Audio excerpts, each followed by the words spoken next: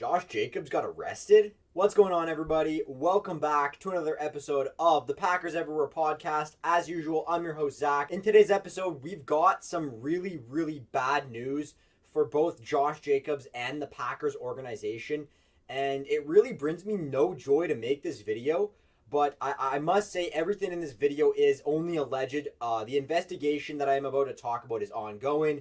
And there's been obviously no verdict and no proof either way as to whether any of this is true. So it's all speculation. I want everybody to know that and understand that when I make this video. I will be mainly reading off of a CBS article for the purposes of transparency as well. I'll link this article that I'm using in the description so that you guys can go see that I'm not just making any of this up. However, star running back of the Green Bay Packers, Josh Jacobs, was arrested on domestic violence charges, which is no joke and is a common trend with players in the NFL, unfortunately. Tyreek Hill, Stephon Diggs. However, this incident unfolded at 8:30 a.m. on Saturday morning. I'm assuming they meant the Saturday that preceded this one, so put the date right here. When officers were called to a disturbance complaint involving Josh Jacobs, according to the news release from the Hobart Lawrence Police Department obtained by the NFL Network. On Tuesday, police say Josh Jacobs was arrested and booked in Brown County Jail on charges of battery, domestic abuse, criminal damage to property, and domestic abuse, disorderly conduct.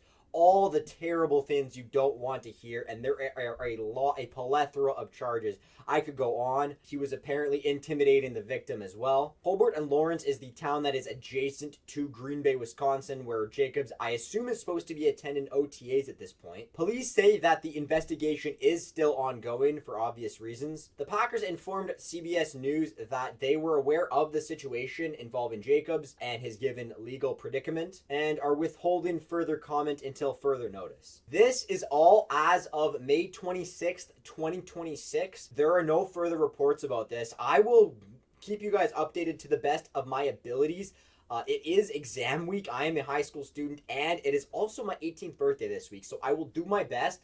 But do know that there is more content coming on this situation. I just wanted to give my thoughts on this, and I will give my thoughts about this in a minute. However, I will also follow up with more reports about this when I hear more about it. However, I just literally checked my phone and got a notification that said Josh Jacobs, was arrested. And I was like, well, fuck, that's not good. Now, obviously, I don't know him personally, but from what I saw, he was very charismatic with the fans, and he was a very well-liked member of the community, and it seemed kind of unlike Jacobs to do something like this. However, it is something that NFL players have been known to do, is commit acts of domestic violence and be violent towards a lot of significant others, unfortunately. And now, that's not every NFL player. In fact, that's a very small number of them.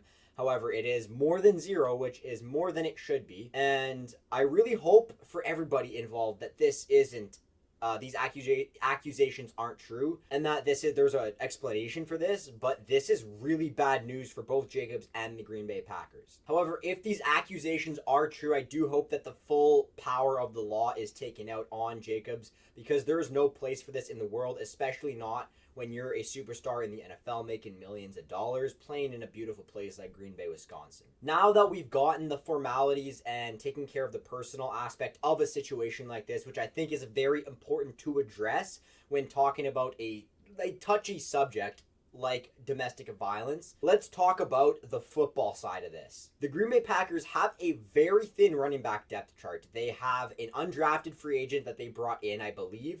They also have Chris Brooks, a hopefully healthy Marshawn Lloyd, but he hasn't been healthy in the last 3 years. This third string guy that I've never heard of, I think his name's something Prince. But yeah, throw his picture up right here. Give him some love. He's in the NFL. He's a stud. However, that's not a very good depth chart when it comes to guys that aren't named Josh Jacobs in that room. If you remember some of my videos about the Green Bay Packers draft needs and my draft grades, some of my criticisms were that the Green Bay Packers did not address the running back position at all. Through the draft or during free agency, they only picked up one undrafted free agent, which I thought was ignoring a pressing need, because if something happened to Josh Jacobs, obviously we don't want injury to happen to any of our players, but there are circumstances that happen, and unfortunately this is one of them, where the Green Bay Packers are now scrambling probably to find a replacement for Josh Jacobs if any ramifications do happen for him. This could be a huge cause for concern for the Green Bay Packers run game, especially since that offensive line unit is a really, really young group of guys that is going to take some time. They're not just going to mesh instantly. I think the odds that they fit like a glove, like some of the elite Packers offensive line units of the past, is slim to none. I think that there are going to be growing pains when it comes to pass protecting for Jordan Love and now run blocking for whoever is going to be running the football for the Green Bay Packers. Now, what can the Green Bay Packers do to address this situation? Well, Breece Hall is on a really bad team and is probably not going to be worth a lot. He had a down year last year. Now, the whole Jets team had a down year last year, as per the last, I don't know how many years as I can remember. However, he would be an excellent guy to buy low at as not only a bolster of that depth group, but an insurance plan if Jacobs is unable to play for the Green Bay Packers next year. And he's also younger. I believe it would be a very, very good choice for the Green Bay Packers to go target a guy like him. I know that it would end up being a little bit pricey, especially if he popped off in Green Bay ideally. But I do think it's important they do something right now to address the running back room, because they have a giant void there without Josh Jacobs. There are guys like Nick Chubb that could fill that void, but Nick Chubb just hasn't been the same since that injury. Nick Chubb was always one of my favorite running backs, like when I was watching football, I guess as a kid. I'm still pretty young. So I would love him in Green Bay, but I don't know if he would be that guy that would get us over the hump in a crucial playoff game. However, that's a long way down the road from now. I'm just saying that this is a really bad situation if what is alleged against Jacobs is true, and there are legal ramifications for him.